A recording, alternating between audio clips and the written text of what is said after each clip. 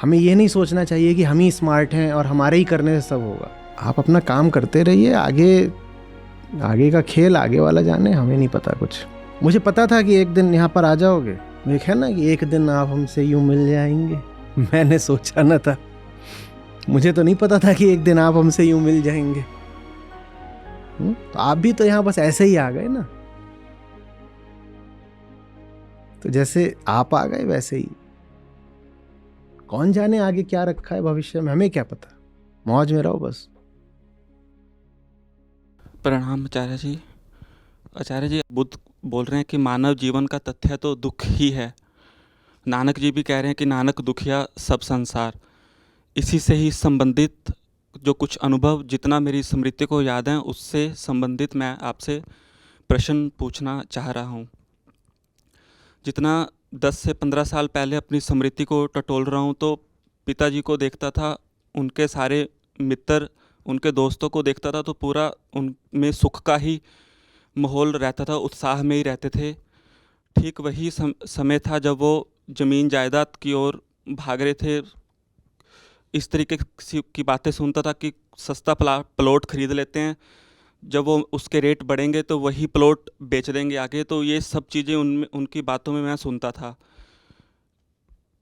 पूरे उत्साह में रहते थे, तमाम तरह से के बैंक लोन्स ले रहे थे उस समय। और शादियों में भी जाने का बड़ा क्रेज़ था, उनमें भी रिश्तेदारों की शादियों में जाएंगे, हफ्ता हफ्ता वहीं रहना, वहीं डांस का जो उन्हें सुख मिलता था, वही सब चीज़ें मैं देख रहा था जितना मुझे याद है। अभी मैं सबको देख रहा हूँ तो सभी फंसे हुए हैं। मध्यम परिवार के जितने मैं लोग देख रहा हूँ, माया सबको खा चुकी है, सभी पछता रहे हैं। और आश्चर्य मुझे इस बात का भी हुआ कि वो आसानी से मान भी रहे हैं कि जीवन व्यर्थ गया। कुछ लोगों ने तो आसानी से मान भी लिया है कि जीवन हमारा व्यर्थ ही जा रहा है। गीता में भी श्री कृष्ण कहते हैं कि जो वास्तव में जो हमारे लिए सही कर्म है, वो शुरुआत में कष्टदायक हो सकता है, लेकिन जो अंतिम परिणाम होगा वो शुभता ही लाएगा। और जो सही के अंदर से हम कर्म नहीं कर रहे, वो शुरुआत में सुखदायक लग सकता है, लेकिन जो अंतिम रिजल्ट होगा वो हम और ज़्यादा बंधन में फंसेंगे और ज़्यादा कष्ट में ही फंसेंगे। तो आचार्य जी, मैं जब लोगों को वीडियो आपकी दिखा रहा था तो उन्हें भी दिखाना ही था, तो मैंने आपकी वीडियो उन्हें दिखाई। तो एक दो उन्होंने आपकी वीडियो देखी और लगभग सभी ने ही आपकी वीडियो, वो जितना मैं समझ पा रहा हूँ, कि वो देखना बंद कर चुके हैं। उनमें भी जिन लोगों को आप पे विरोध आया, गुस्सा आया, वो फिर भी वीडियो देख रहे हैं। उनकी बचने की संभावना मेरे को फिर भी नज़र आ रही है। लेकिन जिन लोगों ने उपेक्षा कर दी, उन्होंने, ऐसा लगता है कि मुक्ति के द्वार की ही उपेक्षा कर दी, वो सारे दरवाजे ही बंद कर दिए। तो उनको देखकर आचार्य जी मुझे दया ही आ रही है। पहले हालांकि इतनी दया भावना नहीं आती थी, अब रोना ही आ जाता है, दया भावना ही आ जाती है। तो आचार्य जी, मैं नहीं समझ पा रहा कि वो क्यों नहीं आपकी ओर आकर्षित हो पा रहे, क्योंकि वही अज्ञान यहाँ भी जितने लोग हैं, इन सब में भी वही अज्ञान है, वही आदत के वशीभूत हम सब हैं। लेकिन यहाँ बहुत लोग आपको सुन रहे हैं, बहुत आकर्षण हो रहा है आपकी बातों पर, लेकिन वो लोग आपको क्यों नहीं सुन पा रहे? उनके अंदर ऐसा क्या है, ऐसी कौन सी शक्ति है? क्योंकि प्यास भी लगी है और पानी भी सामने मौजूद है, पानी होते हुए भी उनको पानी पानी नहीं नज़र आ रहा, ये मैं समझ नहीं पा रहा।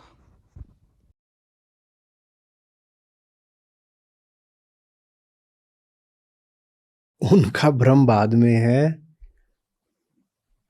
आपका भ्रम पहले है भाई। आप मुझे नहीं सुन रहे हो। पिछले 15-20 सालों में मैंने जो करा है, आप उसको सुन रहे हो। मैं कोई नई बात तो नहीं बोल रहा। चाहे वो माध्यमिक शून्यवाद हो, द्वादश निदान हो, भगवत गीता हो, हम जितनी भी बातें कर रहे हैं, संतवाणी हो, उपनिषद हो, वो तो बहुत पुराने हैं ना। मैं कोई नई बात नहीं कर रहा, पर इस पुरानी बात को ही आपको सुनाने के लिए ही सारा संघर्ष रहा है। नई बात तो कुछ भी होती नहीं है, पर बड़ी मेहनत लगती है सुनाने में। बात नई नहीं होती, कोई सुनने लग गया ये घटना नई होती है। सुनने को नहीं कोई राजी होता।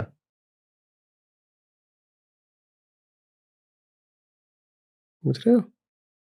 और उस घटना तक आने में बहुत श्रम लगता है, बड़ा संघर्ष करना पड़ता है। वो आपको वहां उस कुर्सी पर बैठ करके आप विचलित हैं बहुत, आप सुनने की जगह कहीं और देख रही हैं।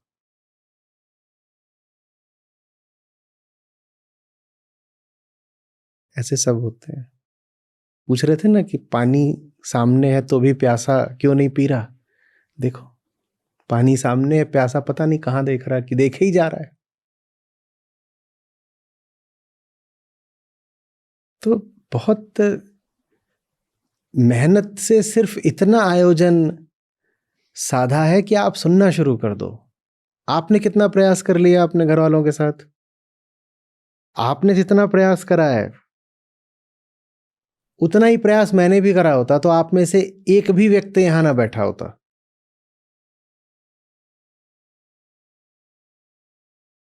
एक भी व्यक्ति यहां नहीं बैठा होता।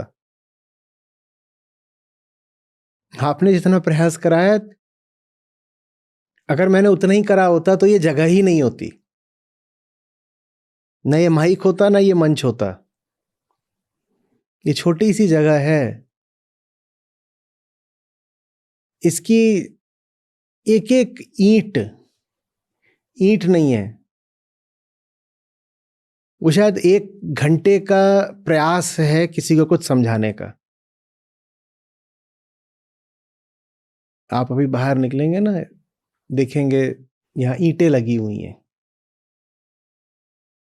खास तौर पे जो यहाँ दूसरा वाला भवन है उसमें तो ईंटें साफ दिखाई भी देती हैं। एक एक ईंट को जब देखिएगा तो याद करिएगा कि ये ना एक सत्र है। एक एक ईंट एक सत्र है। उतना प्रयास आप भी करोगे तो आपका ही भवन खड़ा हो जाएगा।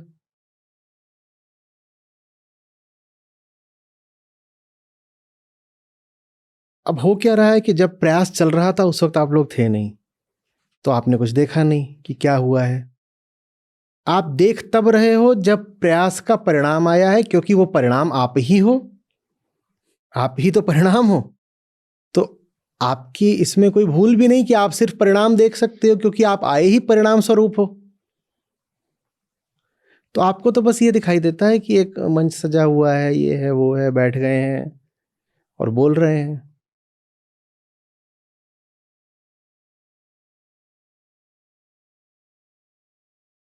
मुझे बड़ा विचित्र लगता है जब आप कहा करते हैं कि कोई हमें सुन नहीं रहा। मैं सोचता हूं मैं आपसे बोलूं, आप भी मुझे नहीं सुन रहे होते अगर मैंने आपकी जितनी मेहनत करी होती। वही देखिए ना।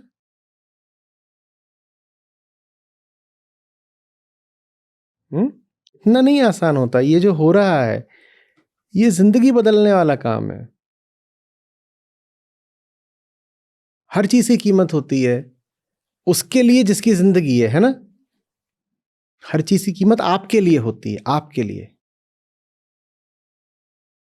आपका जीवन है तो चीजों की कीमत है, जीवन नहीं तो नहीं है ना। तो जीवन की ही क्या कीमत होगी फिर?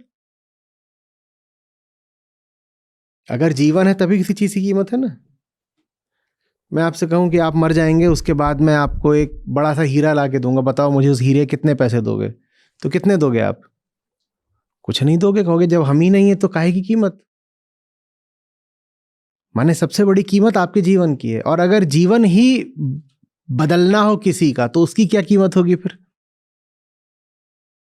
जीवन में जितनी भी वस्तुएं हो सकती हैं, विषय हो सकते हैं, उन सब की कुल मिलाकर जितनी कीमत हो उससे कहीं ज्यादा, ठीक, शायद अनंत। तो जब अनंत कीमत का काम करना हो तो उसमें श्रम भी अनंत लगता है।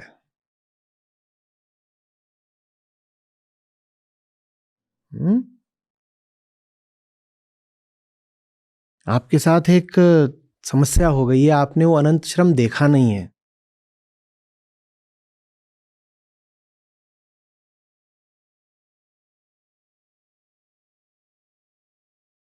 और आपके लिए कल्पना करना भी मुश्किल है, क्योंकि कल्पना करने में स्वार्थ टूटेगा। हम चाहते हैं कि हम यही सोचते रहें कि सब कुछ ऐसा ही था, ठीक ठाक था, हाँ थोड़ी बहुत कोशिश करी और हो गया। नहीं होता बाबा। और मैं अच्छा खासा किसी भी दृष्टि से मजबूत आदमी हूं, बुद्धि से भी ठीक हूं, शिक्षा से भी ठीक हूं। उसके बाद 15 साल तक हाड़ तोड़ मेहनत करी है, तब जाकर के आप चंद लोगों से बात कर पा रहा हूं। और मजेदार बात जानते हो क्या है? जितनी मेहनत करी है उतनी ही या उससे ज्यादा अभी भी करनी पड़ रही है। बस वो मेहनत भी आपको नहीं दिखती, क्योंकि आपको तो उतना ही दिखता है जितना कि स्क्रीन पर दिखता है। आप नहीं कल्पना कर पाओगे कि शायद मेरे लिए सबसे आराम के क्षण होते हैं जब मैं यहां बैठा होता हूं कुर्सी पे। यहाँ के बाद आपके सोने का समय शुरू होगा, और यहाँ के बाद मेरी दिन की दूसरी या तीसरी पारी शुरू होगी।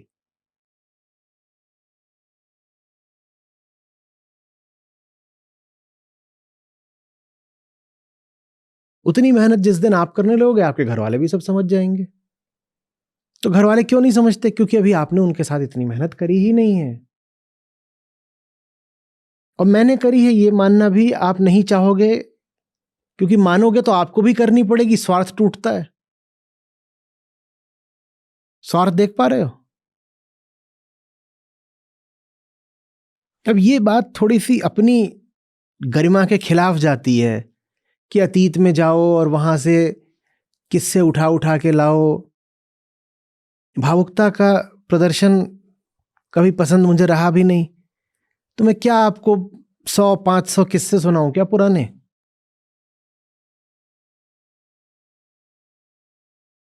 बहुत सारे तो भूलते भी जा रहे हैं, कोई और आके याद दिलाता है।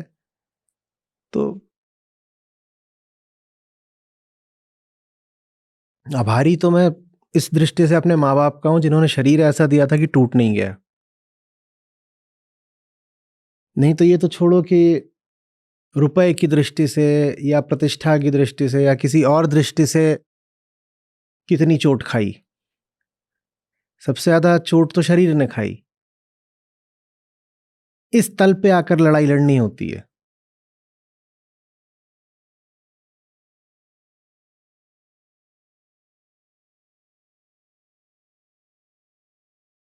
कई साल जमीन पे सोना पड़ा है।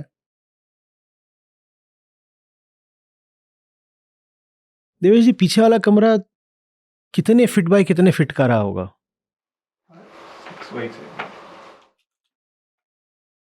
वो इतना ही था कि इधर से इधर में मैं लेटता था तो मेरे पांव आ जाते थे बस। और इधर से इधर में पांव से थोड़ा ज्यादा रहा होगा। तो इधर से रहा होगा 6 फीट का, और इधर से रहा होगा 10-12 फीट का। और उसमें जो छत थी, उसमें से सीमेंट गिरा करता था सोते वक्त भी।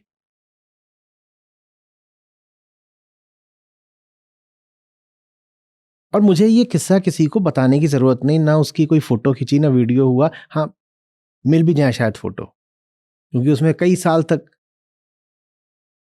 क्योंकि जब पता है कि ठीक ठाक काम कर रहे हो तो उसमें ही मौज है। उसमें मैं भी रह रहा हूं और 3 खरगोश भी रह रहे हैं। मुझसे ज्यादा खरगोश रह रहे हैं।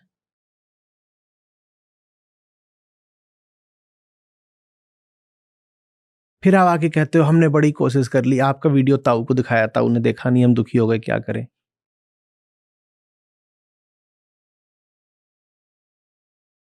वो दिन ना आए कि मुझे आपको वो सब कुछ बताना पड़े जो मेरे साथ वालों के साथ मेरा अनुभव रहा। आपका तो इतना ही हुआ कि ताऊ ने आपका वीडियो नहीं देखा। अब मैं बताऊं मैंने क्या क्या देखा। ये दुनिया ऐसी है ना कि अगर आपके पास पैसा ना हो, आप अगर ऐसे रास्ते चल पड़े हो जिस रास्ते पे किसी को आपका करियर, कोई सफलता नहीं दिख रही हो, तो जो आपके सगे से सगे, निकट से निकट होते हैं, वो भी भाग जाते हैं और उल्टा पुल्टा भी बोलते हैं और इल्जाम भी लगाते हैं।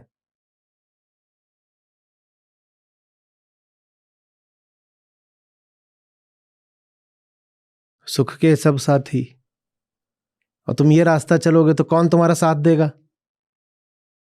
तुम माने अपनी बात कर रहा हूं, तुम्हारी नहीं। तो ये बहुत जल्दी से ना ये शुरू मत कर दिया करो कि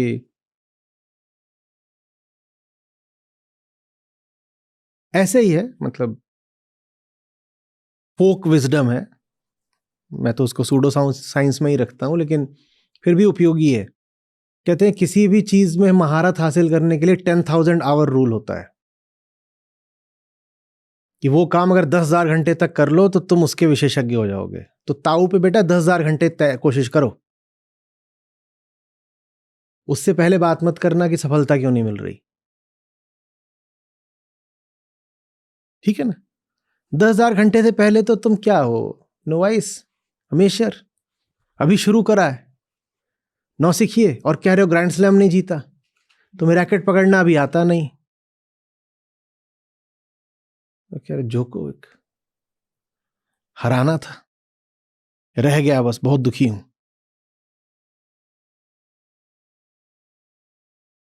10,000 घंटे लगाओ फिर बात करना।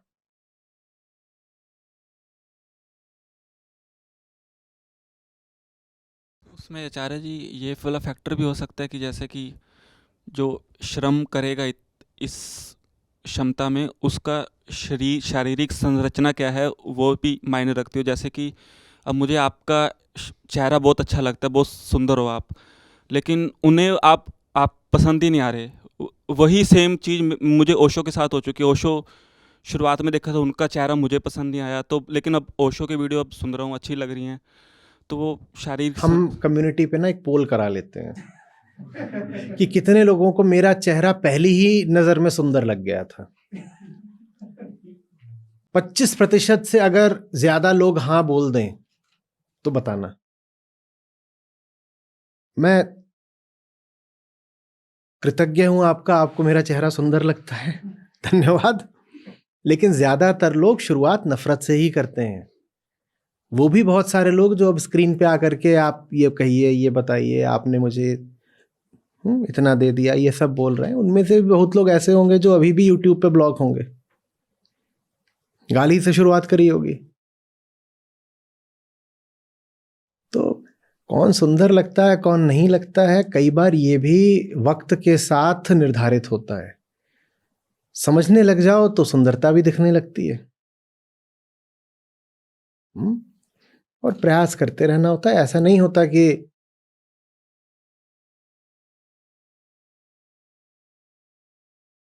चेहरे से और शरीर से हो जाता है, प्रयास से होता है। बार बार बोल रहा हूं, प्रयास, प्रयास, प्रयास हो तो शुरू में जो उनको बदसूरत लगा था, धीरे धीरे वो भी खूबसूरत लगने लगेगा। और प्रयास ना हो तो फिर कुछ नहीं।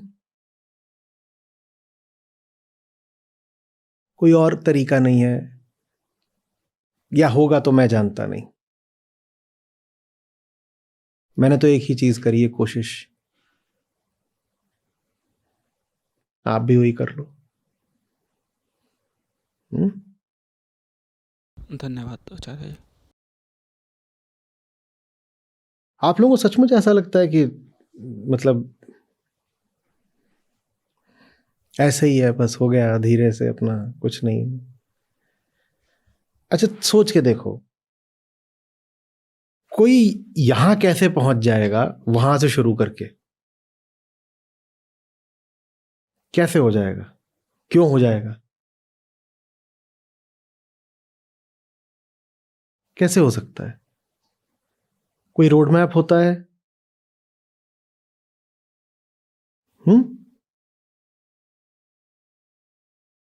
कुछ पता होता है कल क्या होगा क्या नहीं होगा? कोई एल्गोरिदम होता है, अब ऐसा कर लो, अब ऐसा कर लो, अब ऐसा कर लो, ऐसा कर लो, कुछ पता होता है?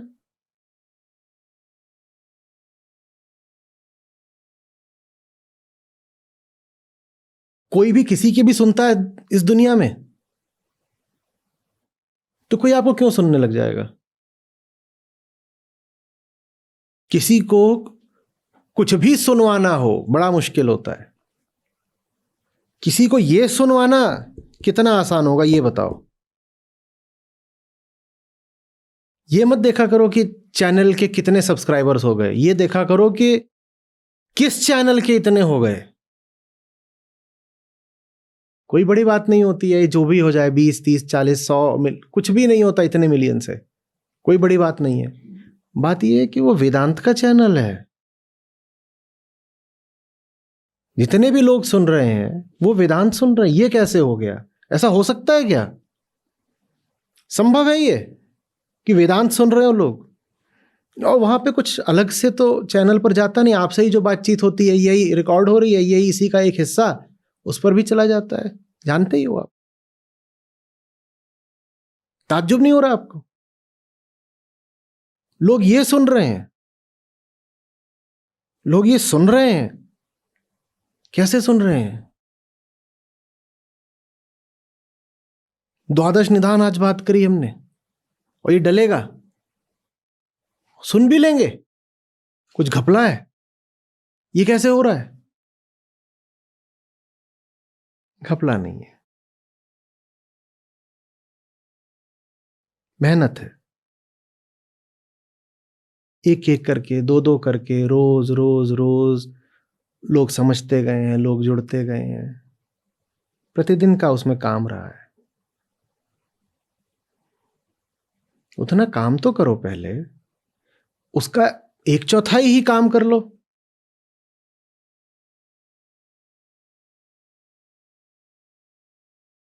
मैं सोचने की कोशिश कर रहा हूं, मैं ऐसा कोई आपको न्यूमेरिकल मेट्रिक बता सकता हूं क्या जिससे आपको थोड़ा अंदाज लगे? नहीं तो शब्द होते हैं, शब्दों में क्या है।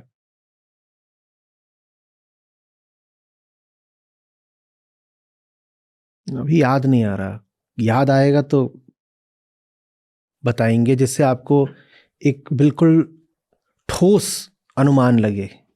कोई न्यूमेरिकल मेट्रिक हो सकता है, इसे एकदम क्लियर सॉलिड आइडिया लग जाए कि क्या चला है।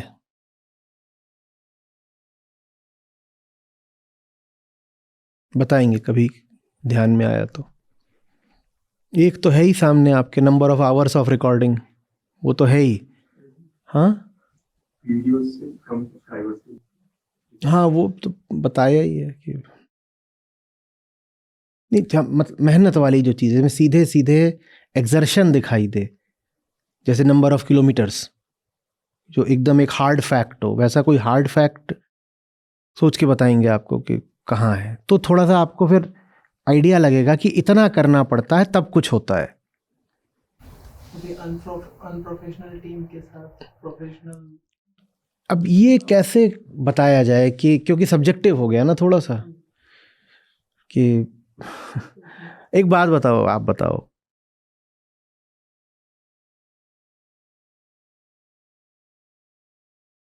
एक नई नई संस्था है, ठीक है, और वो काम ऐसा कर रही है जो बहुत विचित्र है।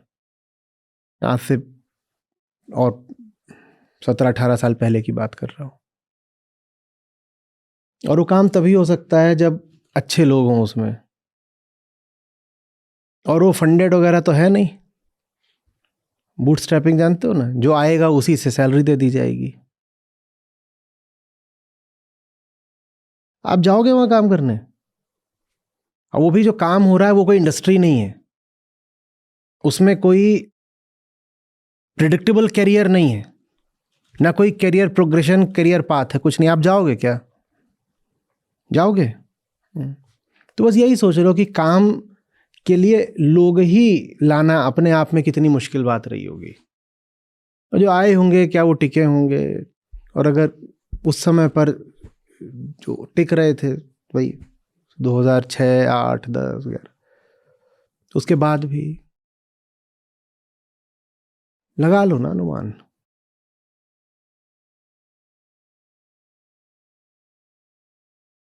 कुछ भी करने के लिए सबसे पहले तो साथ में कुछ लोग, और लोग ही हों, लोग को ही मैनेज करना अपने आप में काम हो गया हो तो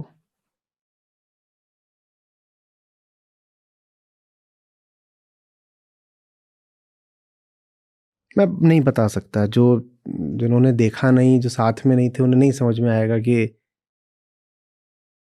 और दूसरे कोई देवदूत तो हम पैदा हुए नहीं थे कि हमें विशिष्ट शक्तियां थीं और ये और वो आप ही की तरह आदमी हाड़ मास के।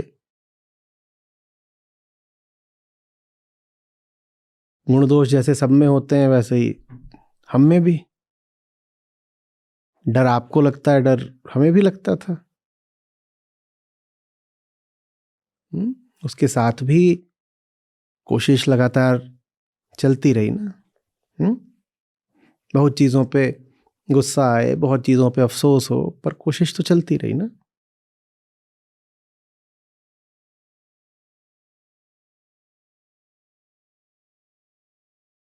आप तो कह देते हो कि अरे जिनके लिए कर रहे हैं उन्होंने धोखा दे दिया, अब हम कुछ नहीं करेंगे। और यहाँ गिनाने लगे कि कितनी जगहों पर ठोकर खाई और कितने धोखे मिले, तो फिर मैं गिनाने लग जाऊं, मैं गिना पाऊंगा ही नहीं, क्योंकि मैंने गिनती रखी नहीं। गिनती रखूंगा तो परेशान हो जाऊंगा। कोई ऐसा नहीं कि बहुत दरिया दिल हूं इसलिए गिनती नहीं रखी। उस बारे में सोचने लगूंगा तो मेरे लिए काम करना मुश्किल हो जाएगा।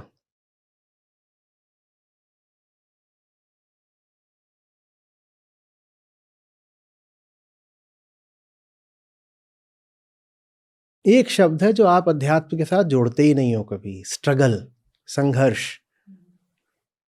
और छोटा मोटा संघर्ष नहीं, लगातार दशकों तक संघर्ष। और ऐसा संघर्ष जिसमें ये नहीं कि आप पर वार हो रहे हैं, आपको घिसा जा रहा है, एट्रिशन वाला। रोज आपको घिसा जा रहा है, जैसे हड्डी आपकी कोई घिस रहा हो भीतर से, और हड्डी धीरे धीरे चूरा चूरा हो रही हो, वो वाला संघर्ष। साल में एक बार लड़ाई हो एक दिन के लिए, वो तो फिर भी ठीक रहता है, उस दिन जाके हीरोइज्म दिखा दो, कम से कम 364 दिन का आराम मिल जाता है ना। एक दिन की लड़ाई थी, 364 दिन तैयारी वारी की, अपना एक दिन जा करके जितने भी जख्म खाने थे खा लिए। और 365 के 365 दिन लगातार अगर जख्म खाने हो तो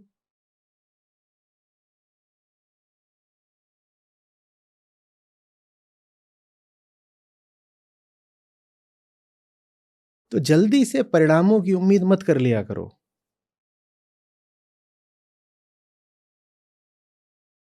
एक करोड़ के आसपास पहुंच रहा मामला। 1 करोड़ मिनट हूं।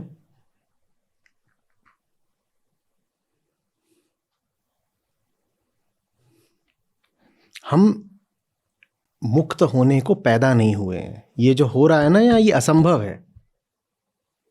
ये एक तरह से जीवन के साधारण नियम के विरुद्ध हम जा रहे हैं। हम पैदा हुए हैं एक आम जिंदगी जीने के लिए, तो जिंदगी ने जो सबके लिए नियम तय कर रखा है, ये उसके खिलाफ विद्रोह है। जो चीज बिल्कुल किस्मत की तरह तय है, हम किस्मतें तोड़ने की कोशिश कर रहे हैं। आसान होगा क्या? समझ क्यों नहीं रहे हो?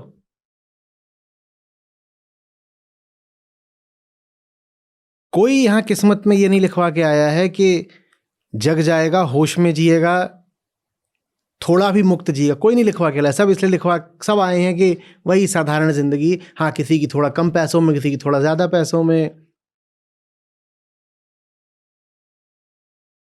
The details are a bit different case to case, but the center is the same.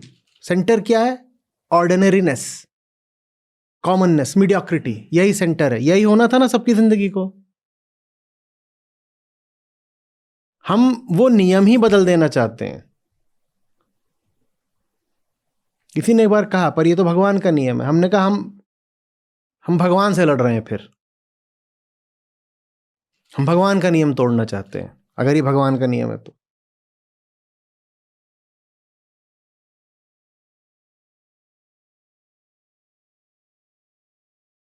तुम लोग ऐसे मांगते हो कि जैसे हलवा हो। ताऊ जी को 2 बार आपका वीडियो दिखाया, ताऊ जी अभी भी नहीं देख रहे।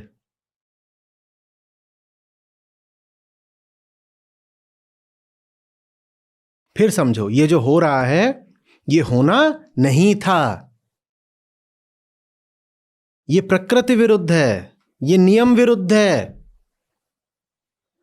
एक तरह से समाज विरुद्ध भी है। न प्रकृति चाहती है ये हो, न समाज चाहता है ये हो, हम फिर भी ये कर रहे हैं। No estimate the odds.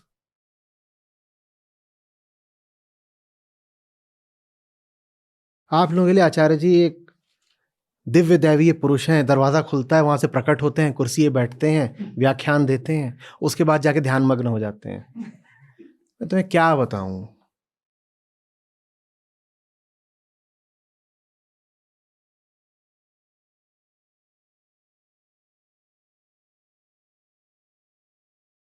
कैसी जिंदगी है मेरी, दिखा दूं तो दैवीयता वगैरह के तुम्हारे सारे चीथड़े उड़ जाएं।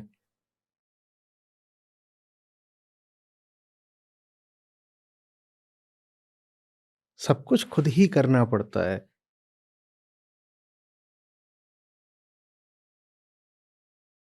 और शिकायत नहीं करना पड़ता है। आपको सब करना है और बस शिकायत नहीं करनी है। ठीक है, चुपचाप मेहनत करनी है बस।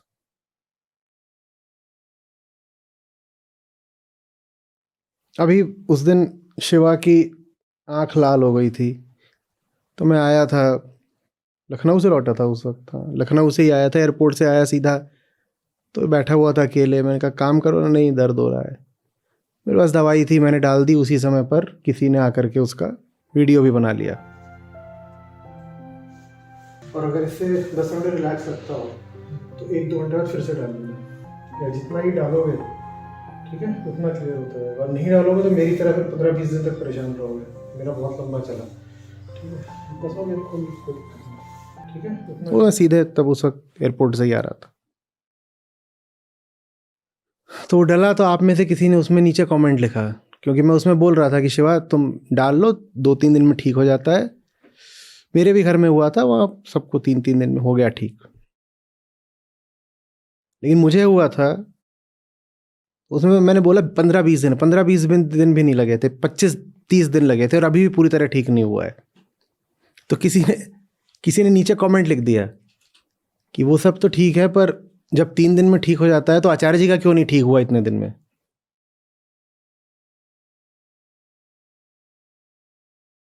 मैंने पढ़ा, मैं हंसने लगा। मैंने कहा तो मैंने भी नहीं सोचा। अच्छा किया नहीं सोचा।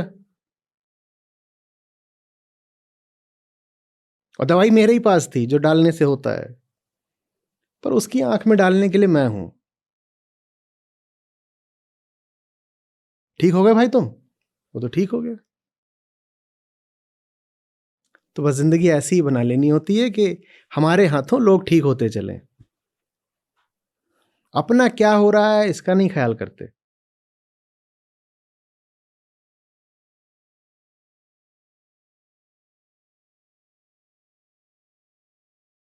बात बात में रोओगे, शिकायत करोगे, इसने नहीं सुना, उसने नहीं सुना। तो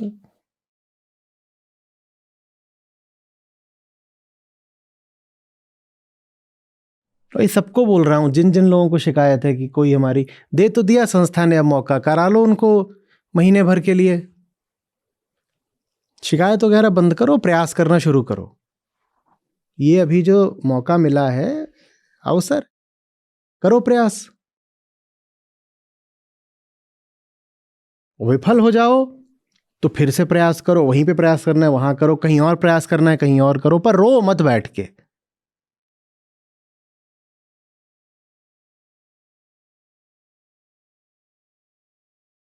अ, आचार्य जी, उनमें से भी मैंने कुछ लोगों को बार बार मुझे यही देखने में लगता है कि वो चाहे संस्था 20 साल भी और मेहनत कर ले, वो आपको नहीं सुनने वाले किसी कीमत पे। देखते हैं, तुम क्यों मैच फिक्सिंग कर रहे हो हमें।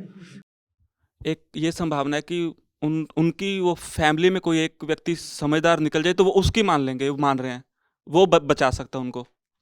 सच को सच का काम करने दो ना, हमें क्या पता, उसके तरीके अज्ञेय होते हैं। पत्थरों पे भी फूल खिल जाते हैं। तुम क्यों अभी से हार मान के बैठ गए हो? तुम्हारा काम है काम करना। श्रद्धा का क्या मतलब होता है? मेरा काम काम करना है, जो भी होगा अच्छा होगा उससे। अगर काम सही कर रहा हूं तो जो भी होगा अच्छा होगा, हम शिकायत करेंगे ही नहीं। सब तरीके अलग अलग होते। तुम लोगों को क्या एक तरीके से लाए हैं? सब अलग अलग तरीकों से आए हो। साम दाम दंड भेद सब लगा है। कोई एक तरीके से थोड़ी आते हैं लोग, सब अलग अलग हैं।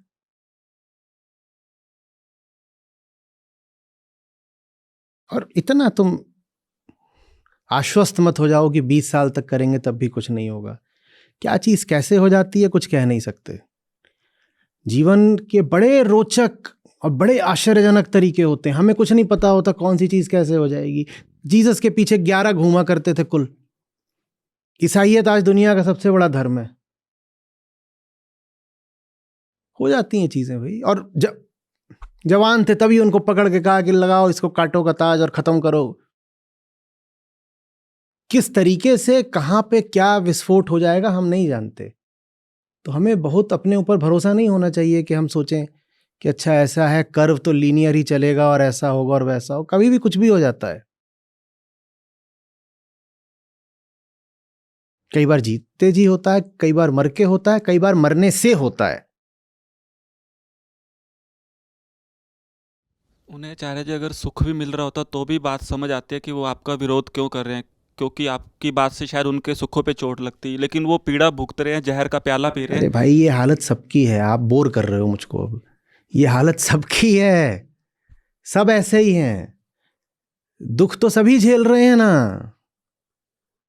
पर दुखों में ही हमने क्या ढूंढ रखा होता है आप बताओ? सुरक्षा।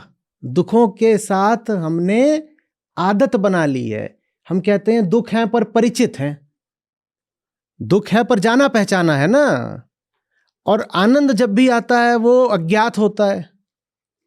तो हम कहते हैं कि अपरिचित आनंद से बेहतर है परिचित दुख, क्योंकि उसमें सिक्योरिटी है, सुरक्षा है, परिचित है। तो ये सबका ढर रहा है। हमारी कोई आपके घर में कुछ विशेष नहीं हो गया। ये हर घर की कहानी है। और उन्हीं घरों से उठ के आप सब आए हो। आप अगर यहां मौजूद हो तो कोई भी मौजूद हो सकता है। क्यों बेकार में दिल छोटा करते हो? कोई बात नहीं। और फिर बोल रहा हूं, जीवन के ढर्रे अप्रत्याशित होते हैं। कौन सी जगह कैसे फूल खिल जाएगा हम नहीं जानते। कुछ भी हो जाता है।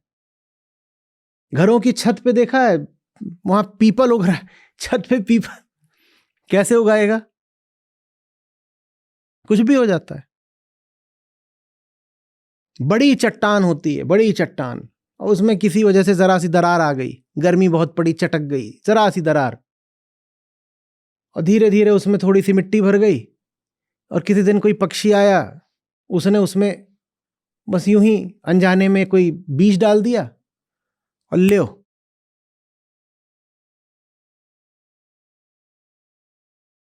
तो पत्थरों पे भी पौधे आ जाते हैं। हमें ये नहीं सोचना चाहिए कि हम ही स्मार्ट हैं और हमारे ही करने से सब होगा। आप अपना काम करते रहिए। आगे आगे का खेल आगे वाला जाने, हमें नहीं पता कुछ। मुझे पता था कि एक दिन यहां पर आ जाओगे। वो एक है ना कि एक दिन आप हमसे यूं मिल जाएंगे। मैंने सोचा ना था।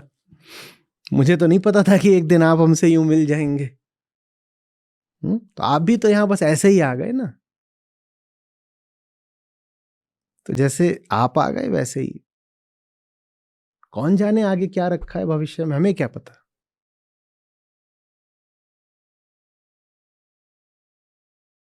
मौज में रहो बस। हम्म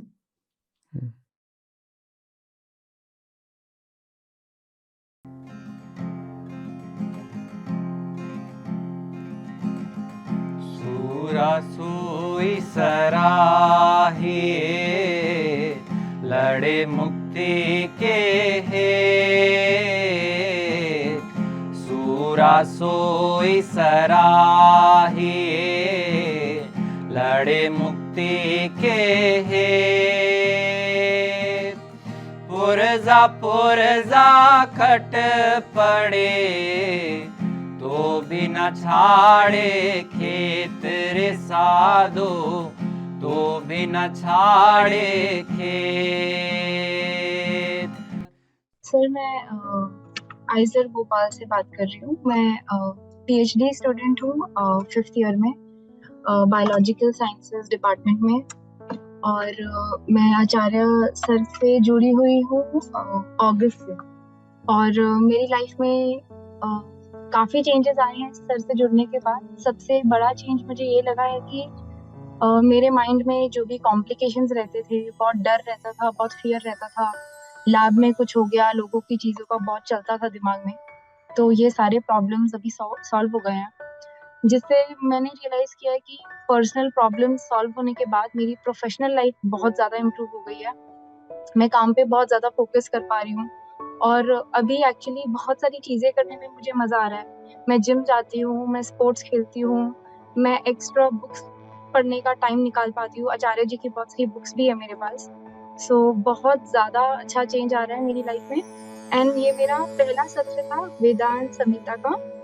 इससे पहले मैं सिर्फ गीता समागम की मेंबर रही हूँ। एंड आज की सीख जो मैं शेयर करना चाहती हूँ वो ये है कि आत्मा को हासिल नहीं किया जा सकता, जाना नहीं जा सकता, सिर्फ अहंकार को जाना जा सकता है, तोड़ा जा सकता है। उसी प्रक्रिया को आत्मा कहते हैं। तो आत्मा इज जस्ट अ कॉन्सेप्ट। अहंकार जो अपने आप को मानता है मगर वो है नहीं। जब मैं था तब हरी नहीं, अब हरी है मैं नाही।